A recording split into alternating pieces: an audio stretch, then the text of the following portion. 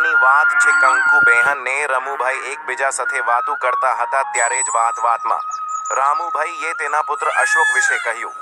હે કંકુબેન, તારો પુત્ર અશોક તો દેખાતો જ નથી.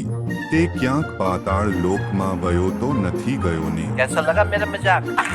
અરે શું કહેવું રામુભાઈ, અશોક તો આખો દિવસ ખાટલામાં જ પડ્યો રહે છે. यही नहीं, अभी और सुनिए.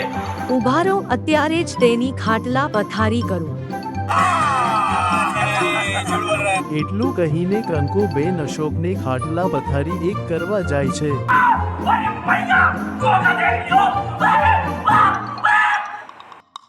એ અશોક ઊભો થાને, આળસુના સરદાર, બપોર થવા આવી, કંઈ કામ કરશું, તારે ખેતરે જવાનું નથી.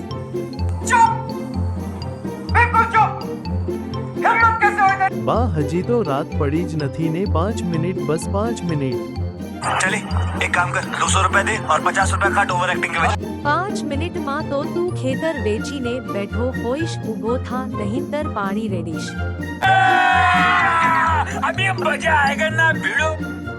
પછી તે બંનેની વાતો સાંભળીને રઘુકાકા આવે છે અને મનોમન વિચારે છે કે પાછું આ બંનેની રામલીલા શરૂ થઈ. કેમ કંકુ, સવારમાં કોની સાથે કુસ્તી કરો છો? બહાર તમારા બંનેની આવાજ એટલું આવતું તું ને કે અડધું ગામ બહાર ભેગું થઈ ગયું.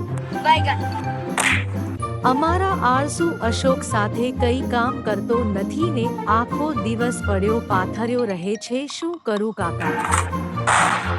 રઘુકાકા અશોક તરફ જોઈને કહે છે, આળસને દૂર કરવાનું મારી પાસે રામબાણ ઈલાજ છે અને આર્મીમાં મોકલી દઈએ. અશોક તે બંનેની વાતો સાંભળતો હોય છે અને તે સપનામાં વિચારે છે. ત્યાં તો સવારે 4 વાગે ઉઠાડે આમ તે અશોક વિચારે છે અને પછી તે ઊભો થઈ જાય છે. રઘુકાકા અને કંકુબેન સામે જોઈને, હું ખેતરે જાઉં છું, પાણી વાળવાનું છે ને?